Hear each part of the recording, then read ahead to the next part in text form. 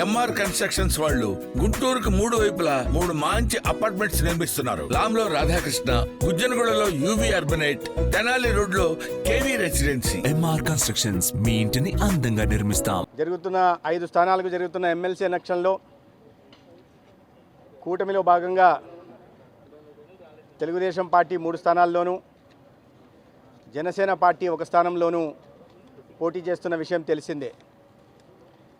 అయితే భారతీయ జనతా పార్టీ నుండి అభ్యర్థిగా సీనియర్ నాయకులు, పార్టీ జాతీయ కార్యవర్గ సభ్యులు, రాష్ట్ర మాజీ అధ్యక్షులు సోము వీర్రాజు గారిని భారతీయ జనతా పార్టీ కేంద్ర ఎన్నికల సంఘం ఎన్నికల కమిటీ నిర్ధారించింది వారి అభ్యర్థిత్వాన్ని. వారి ఇవాళే నామినేషన్ చివరి రోజు కావడం వల్ల ఇవాళ నామినేషన్ సమర్పించడం జరిగింది.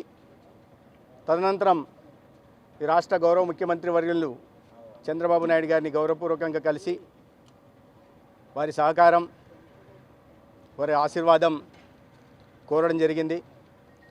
అయితే సోము వీర్రాజు గారు గత 40 సంవత్సరాలు పైగా భారతీయ జనతా పార్టీ సిద్ధాంతాన్ని నరనరాన జీర్ణించుకొని పార్టీ విస్తరణకు రాష్ట్ర వ్యాప్తంగా నిరంతరం కృషి చేస్తున్నారు.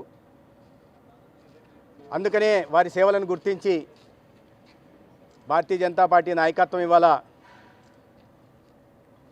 ఈ దేశ ప్రధాని నరేంద్ర మోడీ గారు కానీ, హోంశాఖ మంత్రులు అమిత్ షా గారు కానీ, లేదా మా జాతీయ అధ్యక్షులు జగత్ ప్రకాష్ నడ్డా గారు మా రాష్ట్ర పార్టీ అధ్యక్షురాలతో, ఇతర సీనియర్ నాయకులతో చర్చించి ఈ ఎమ్మెల్సీ స్థానానికి ఎంతో అనుభవం ఉన్న సరైన అభ్యర్థిగా శ్రీ సోము వీర్రాజు గారిని ఖరారు చేయడం జరిగింది. అయితే కేవలం పార్టీ విస్తరణ కోసం, పార్టీ సిద్ధాంతాల పట్ల నిబద్ధతతో, చిత్తశుద్ధితో పనిచేయడమే మాత్రమే కాకుండా గతంలో వారు శాసనమండలి సభ్యులుగా పనిచేయడం, 5 సంవత్సరాల పాటు భారతీయ జనతా పార్టీ తరపున ప్రజా సమస్యల మీద మండలిలో పోరాటం చేయడం, ప్రజల గలమై మండలిలో ఆనాడు అధికారంలో ఉంటున్న వైసీపీ పార్టీని ప్రశ్నించడం రాష్ట్రం చూసింది. అయితే ఆ విశేష అనుభవం ఇవాళ కేవలం ఒక్క సభ్యులు కూడా లేని, భారతీయ జనతా పార్టీకి ఒక్క సభ్యులు కూడా లేని శాసనమండలిలో ఎంతో ఉపయోగం ఉంటుందని, సంఖ్యాబలంతో విర్రవీగుతున్న ప్రతిపక్షానికి ప్రజలు పరిమితం చేసినప్పటికి కూడా ఆత్మవిమర్శ చేసుకోకుండా, సంఖ్యాబలం లేదని అసెంబ్లీలో డుమ్మా కొడుతూ, సంఖ్యాబలం ఉందని చెప్పి మండలికి వస్తూ ఒక రోతపత్రికలో వస్తున్న వార్తల్ని అక్కడ ప్రధానంగా ప్రస్తావిస్తూ ప్రజల్లో ఒక అసత్య ప్రచారాన్ని చేస్తూ, విష ప్రచారానికి పాల్పడుతూ ప్రజల్ని ఒక కన్ఫ్యూజన్కి లోన్ చేసే పరిస్థితి ఉంది. అయితే వాటిని కూటమి తరపున తెలుగుదేశం పార్టీ లేదా కూటమి తరపుగా మంత్రిగా ఉండడం వల్ల నాకు రోస్టర్ డ్యూటీ ఉంటుంది కాబట్టి మేము ఎండుగొట్టే ప్రయత్నం చేస్తూనే ఉన్నాం.